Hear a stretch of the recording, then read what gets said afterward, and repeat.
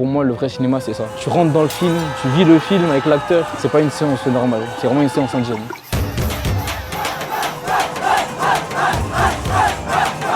Personne ne va rester assis, on va tous être debout. Chaque musique, ça va danser.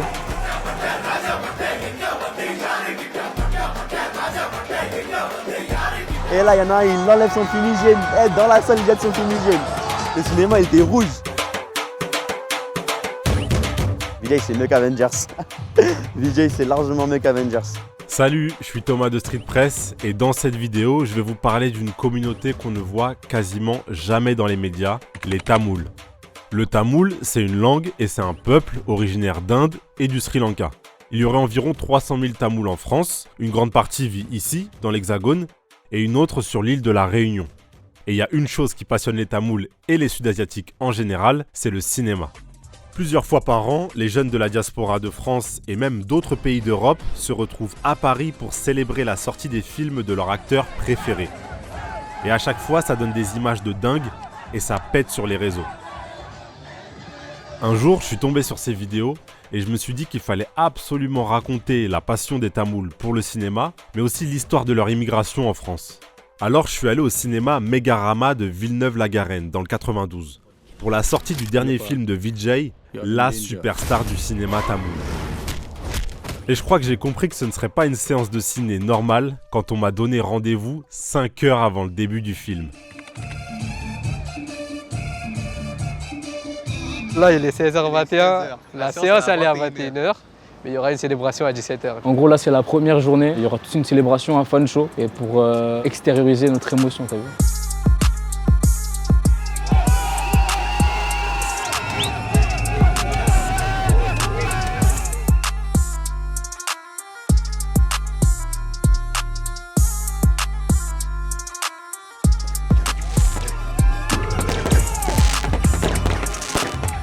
Je pense en France, après l'Inde, je pense que c'est la meilleure fanbase. Et je pense que j'ai jamais vu ça. D'habitude, je vois sur les réseaux et ça me donne envie via les stories. Donc je me suis dit cette fois-ci, je vais venir voir ce que ça donne en vrai. Je viens de Strasbourg spécialement pour l'événement. Tu vas pas retrouver une célébration de film indien en Allemagne ou à Londres ou en Suisse d'une telle envergure qu'en France. Et du coup, tu en as plein d'autres pays. Vraiment, ils prennent leur billet et ils viennent directement ici pour voir le film avec nous. My name is Mike. I came from Germany. I came here to watch the movie. I heard a lot of crazy things about France. They celebrate Vijay like a god, just one word, crazy. I'm excited. Comme les gens n'ont pas vraiment l'habitude de voir déjà des Indiens ou des Sri Lankais s'ambiancer comme ça, quand on parle des Sud-Asiatiques, on est réservé. On est des personnes gentilles, on va dire, qui font pas le bordel du coup. Vous pouvez voir que c'est le contraire ici, quoi. Le Megarama de Villeneuve est devenu le cinéma de référence pour les films indiens. Ce jour-là, des milliers de places sont parties en quelques heures seulement. Moi, pour voir le film, j'ai dû acheter ma place à la revente. Je l'ai payé 30 €, ce qui est déjà cher pour une place de ciné, mais les prix pouvaient monter beaucoup plus haut. Les gens, ils achètent ça en lot de 50, 100 billets, 200 billets, ils les revendent de plus cher sur Snap, sur les réseaux, sur Twitter. Moi, on m'a proposé 100 € le ticket. Franchement, c'est une dinguerie, mais on m'a vraiment proposé 100 € le ticket. À 22 h, le film a enfin commencé, dans une ambiance bouillante.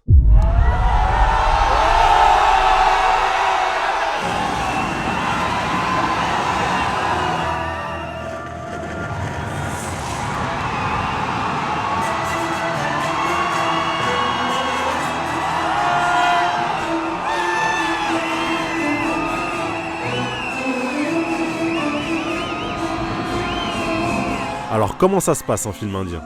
La plupart du temps, les gens sont assis, mais ils sont hyper réactifs. Ils se lèvent, ils crient, ils chantent. Parce qu'il y a une chose essentielle dans les films indiens, ce sont les musiques. Elles sortent plusieurs mois avant le film, ce qui fait que dès qu'ils entendent les premières notes, tout le monde se précipite devant l'écran pour chanter et danser.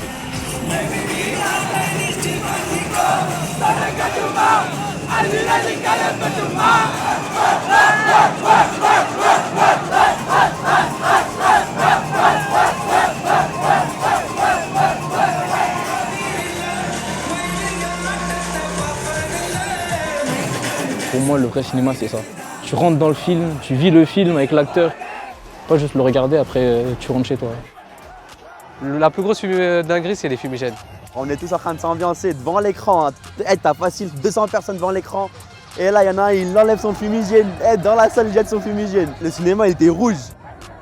Et franchement, c'était un truc de ouf, ça. De base, avant, les films sri-lankais, c'était plus à Épinay, au CGR d'Épinay, du coup.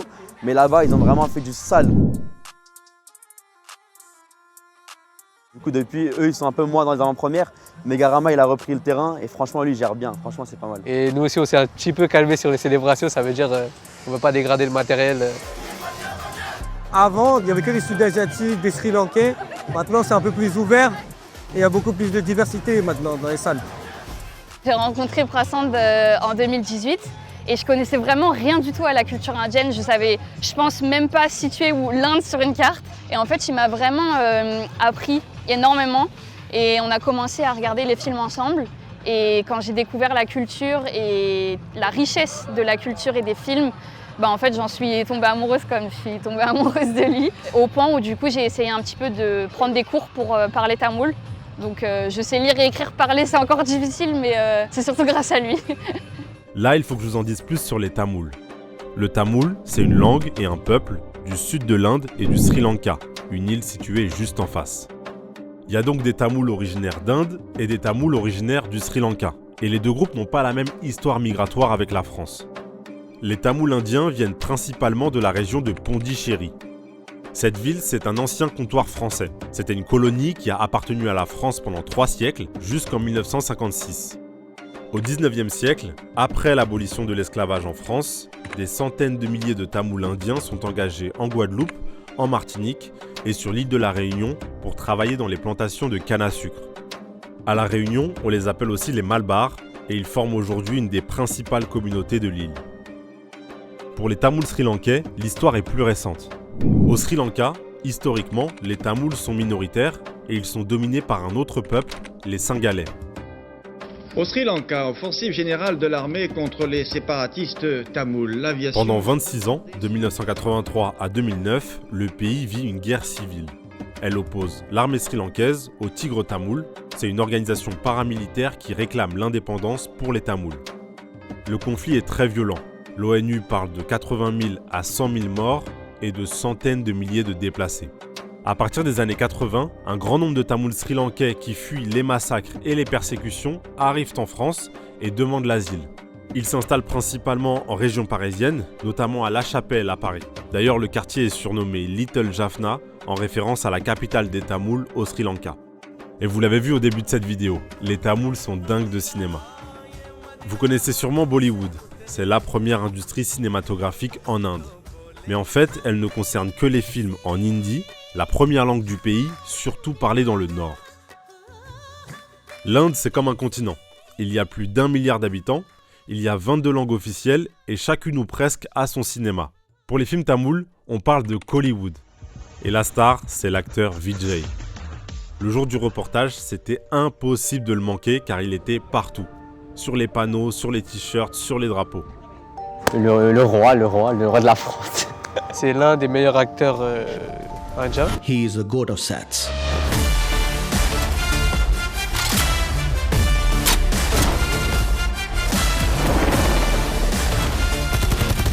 C'est un mec, il est polyvalent de fou, il peut faire n'importe quel rôle parfaitement. Danse, acting, tout. Tu le mets à Hollywood, il te fait des top films tous les jours. Vijay, c'est le deuxième acteur indien le mieux payé en 2024, d'après le magazine Forbes India. Il peut gagner jusqu'à 30 millions d'euros par film. Vijay, c'est un ancien. Il a commencé sa carrière en 1984, quand il était enfant, et depuis, il a tourné plus de 70 films. Chaque année, il en sort un nouveau, et chaque année, c'est un événement pour ses fans. En Inde, les acteurs, ils sont plus que des acteurs, en fait, c'est des vrais idoles, entre guillemets. Tu les considères comme ton père, ton frère, mais t'en as plein, pour eux, c'est un dieu carrément. C'est l'un des plus grands fans. Sur Insta, 25 jours avant, il mettait J25, J24. Il y a pas Hier soir, il n'a pas dormi. Juste parce qu'il y a le film, il n'a pas dormi. Regarde. Il s'en fout un peu, Spider-Man. Et après t'as la coque derrière. Après t'as le t-shirt derrière. Il a le kit, il a même un ensemble.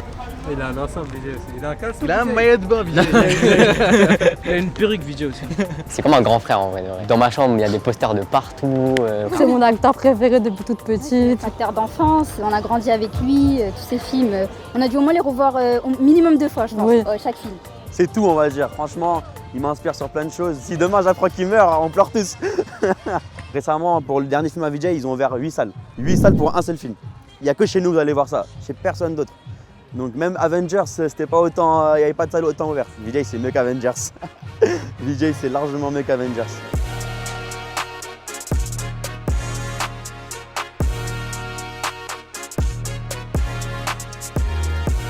En fait, on essaie vraiment de refaire ce qui se passe en Inde. Et ça, c'est trop bien.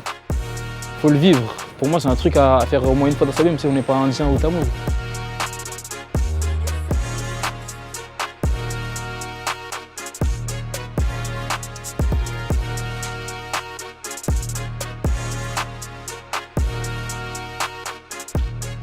Voilà, c'est la fin de cette vidéo. C'était vraiment cool de faire ce reportage. J'espère que vous avez kiffé autant que moi. Sur Street Press, j'ai envie de vous parler d'autres diasporas qui vivent en France. J'ai plein d'idées de reportages en tête, mais pour ça, j'ai besoin de votre aide. Alors déjà, abonnez-vous pour ne rien louper de nos futures vidéos. Et puis Street Press, c'est un média indépendant qui vit grâce aux dons. Donc si j'ai pu faire ce reportage, c'est grâce à vous qui nous soutenez. Que ce soit 2 €, 5 €, 10 €, c'est hyper précieux pour nous. Donc si vous aimez notre travail, soutenez-nous.